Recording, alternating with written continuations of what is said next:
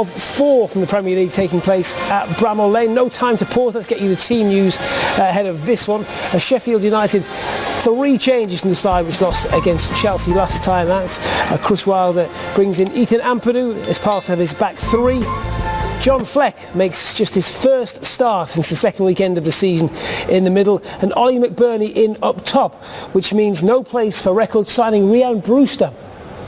No, it will be a team a little bit more physical. We know Matt Goldbrick and McBurney, they run a lot and they run for the team. So yes, but now it's just to score goals, to take points, because as we said, they have some good performances, but they don't score enough. West Ham beat Fulham last time out.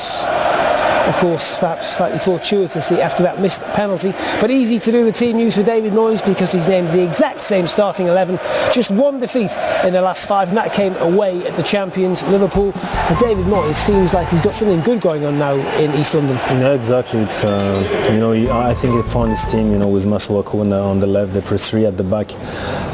Now with Bowen and Fornal on the flank, they're really well.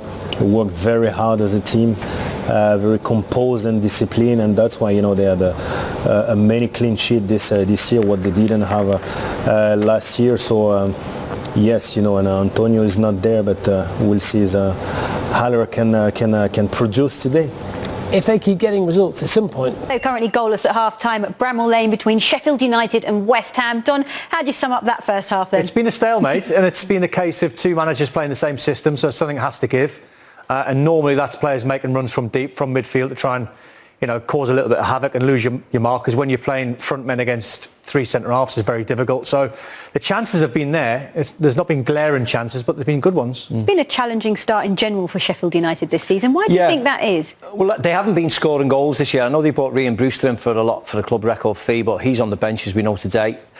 They've been better though, Sheffield United. They've got the ball into the box as many times as I've seen them play, and I've seen them play a number of times at Bramall Lane, and I'm impressed by that. McBurney's been on the end of a few, but it's the same old problems persist. That quality in front of goal just lets them down at the last moment. Well, let's have a look at those chances that you mentioned, Macca. They've had a lot of joy on the right-hand side, haven't they, Don? Yeah, it seems to be their theme. They seem to be working Cresswell, who's the left-sided centre-half, and Masuaku, who's the wing-back. Baldock got in very, very early on. He had a shot at the near post, but everything that they've done well, Sheffield United, has been down their right-hand side, stroke West Ham's left-hand side defensively. Good chances. That one from McBurney, I think he should do a little bit better. But what I like about them is they're willing to put crosses in the box. They're not overplaying, and McBurney, that's a difficult one, distance and angle against him. But you see, they're not shy, and I think you can see what Chrissy Wilder's been doing on the training ground. Just missing that end product. Yeah, they just need a goal just to get them off the mark. They're doing they've gone back to what they did good last year. They're getting the ball in the areas and letting McGoldrick and McBurney have a bit of a scrap. Yeah, I mean, they were so hard to beat at times last season, weren't they? So I'm sure Chris Wilder will feel like he can get them back to that. I mean, he said in his pre-match notes that these 8 games up until Christmas are so important. Yeah. But from West Ham's perspective, did you expect a bit more from them? No, because it is a difficult enough away game. They've weathered the storm and they've made a couple of chances themselves, and arguably they've made the best chance. Not this one. This was a first chance. He had a Bowen puts Kufal in. Ramsdale makes a good save. It's the next chance, the Souček chance. That was the main chance. But this is a simple enough save for the goalkeeper. You wonder whether Jarrod Bowen should have took the shot on himself, being a forward-thinking player. But this is quick play by David Moyes.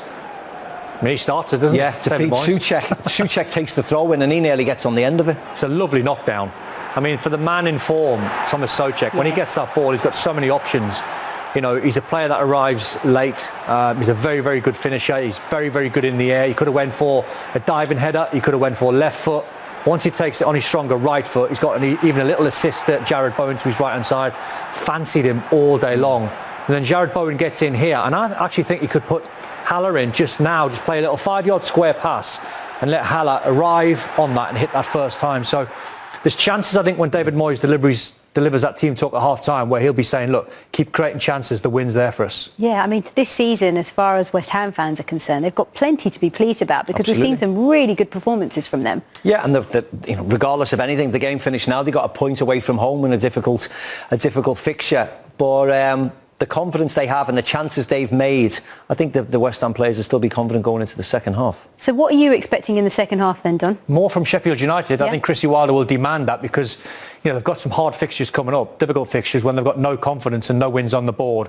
This game at home against a good West Ham side, they're still at home, Sheffield. If they create more chances, get the first goal in the second half. That's what he'll be saying. Can we get the first goal? Then you might see them playing with some confidence. Right, time for a break, after which we'll return for the second half. Both managers will be expecting their team to come out fighting in that second half. Which will take the 3 points? Will either team take 3 points? We'll find out after this.